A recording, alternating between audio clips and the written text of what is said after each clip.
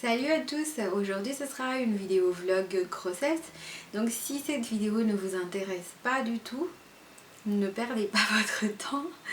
Passez le chemin, la prochaine fois il y aura des vidéos à thème que vous aurez aimé voir ou peut-être.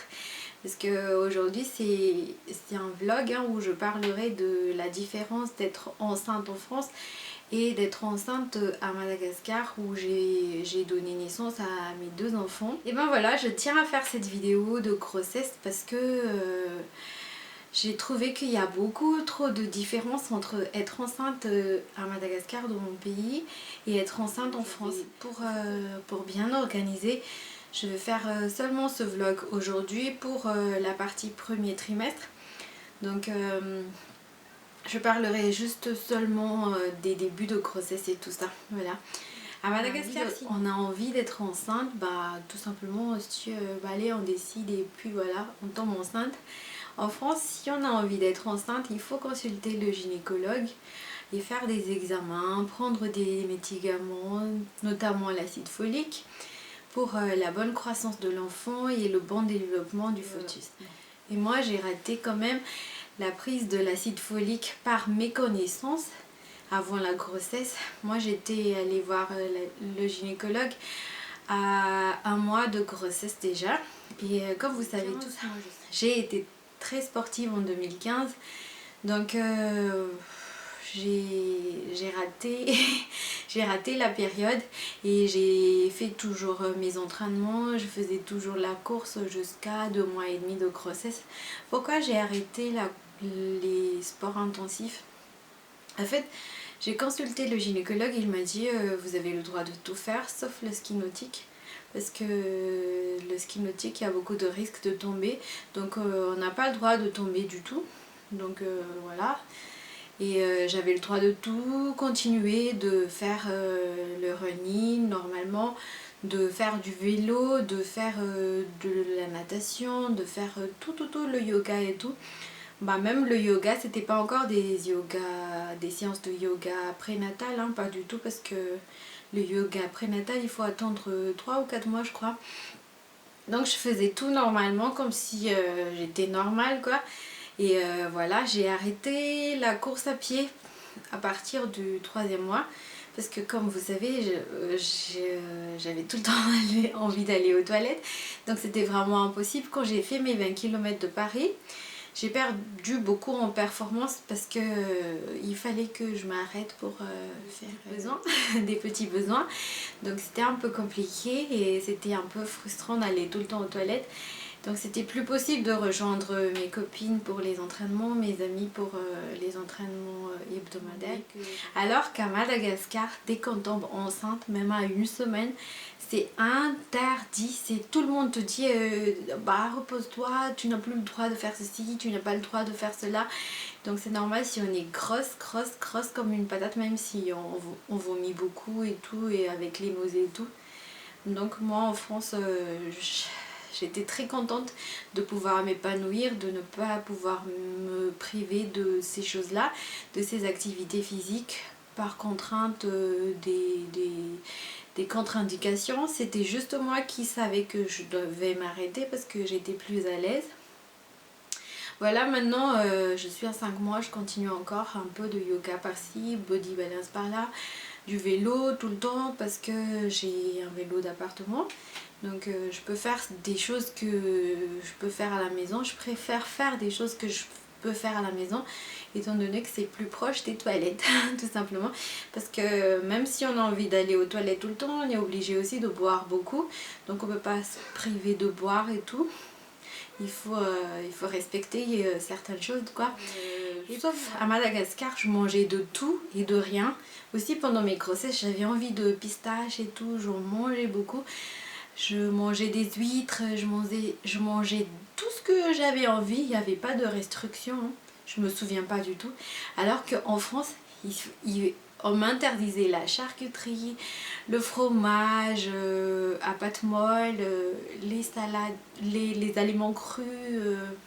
Il y a beaucoup de choses qu'on n'a pas le droit de manger finalement. Le lait, voilà.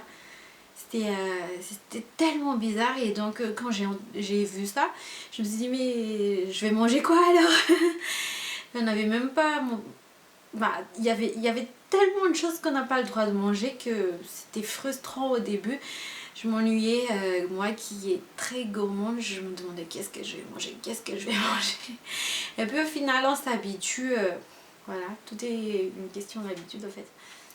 Au premier mois aussi, on a fait tous les examens, comme à Madagascar aussi, j'ai fait les mêmes examens, les analyses de sang et tout, pour voir les maladies, etc., les maladies génétiques et tout.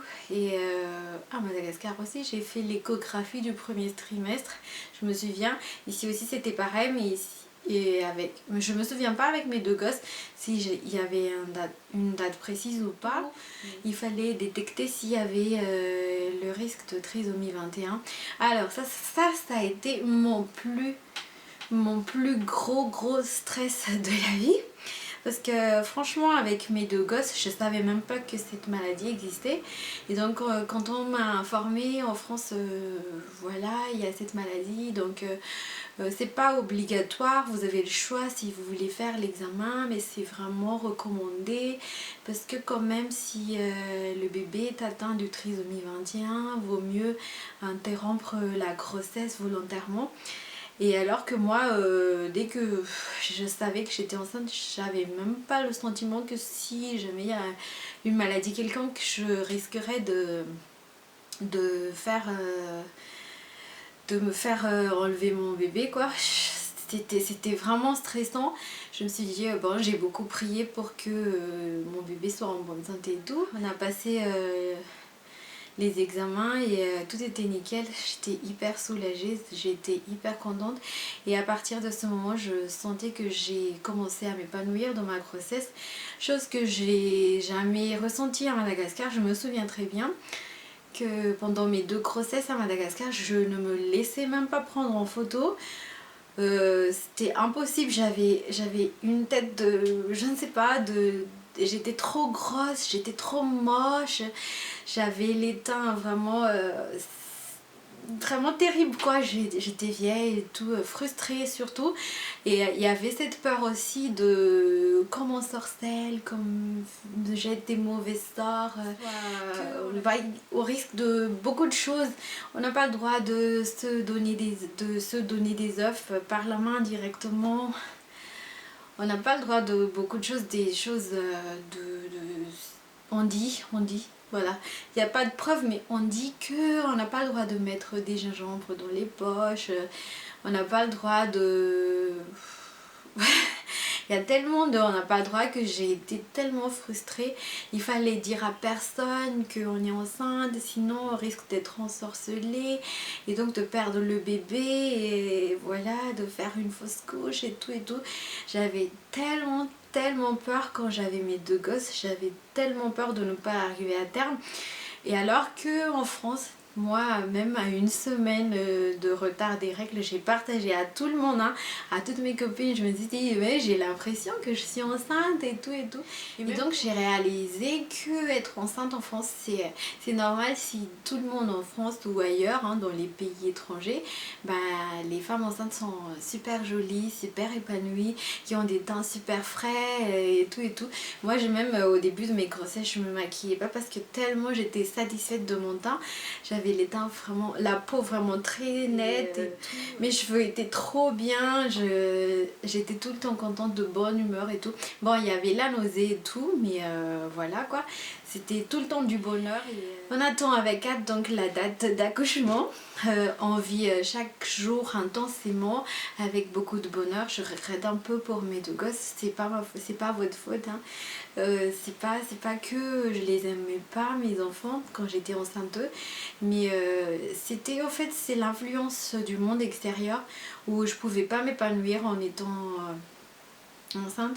D'ailleurs franchement à Madagascar les gens disent patati patata, la famille, les amis, tout le monde dit son avis, quoi, que te dicte ce que tu dois faire et tes conduites, tout, ce que tu dois manger, ce que tu dois pas manger et tout. Alors que ici franchement j'ai appris, de toute façon moi je pense que c'est ça aussi, hein. Comme je suis seule, comme j'ai pas de famille proche à côté de moi, il y a personne qui me dit t'as pas le droit de faire ceci, t'as pas le droit de faire cela, il y a que mon mari et moi. Et donc comme lui, il comprend très bien que les médecins ils savent ce qu'ils disent, les sages-femmes ils sont bien formés et tout, donc il n'y a pas de risque qu'on fasse n'importe quoi. Et donc cette grossesse, c'est vraiment une renaissance pour moi. À 34 ans, c'est vraiment quelque chose de vraiment trop bien. Mes enfants, comme j'ai dit, il y a une grande différence maintenant. Ça fait il y a 8 ans que j'ai accouché de mon dernier. Et c'est comme si je suis enceinte pour la première fois et j'ai trop hâte. Avec mes 2 enfants, j'ai demandé à savoir le sexe de chacun d'eux. Et cette fois-ci, on va essayer de garder ça en anonyme, de découvrir à la naissance vraiment c'est quoi. Alors voilà, on va essayer de se focaliser juste pour le bébé et tout, et après on verra si c'est une fille ou un garçon à la naissance. Premier trimestre aussi, ce qui différencie, c'est que comme à Madagascar il n'y a pas de crèche, il n'y a pas de tout ça, il n'y a pas grand chose, il n'y a pas trop de complications, alors qu'en France tout se joue au premier mois. C'est-à-dire que même les inscriptions à l'hôpital, il fallait faire dès qu'on sait qu'on est enceinte, hein, et qu'on a décidé de garder le bébé. Et pareil, à la crèche aussi, il ne faut pas dépasser le 3e mois pour s'inscrire à la crèche, pour avoir une place, pour tenter d'avoir une place, parce que c'est pas facile de trouver une place en crèche. C'est vraiment quelque chose de très bien. Ici, on est bien informé. Il y a plein de documents qu'on nous donne, qu'on met à notre disposition. Il y a plein de livres aussi qu'on peut lire. Donc voilà, la vidéo est terminée en ce qui concerne le premier trimestre de ma grossesse. Je vous dis à très bientôt pour d'autres vidéos qui n'est sûrement pas encore en vlog de grossesse, mais d'autres thèmes. Je vous dis à très bientôt.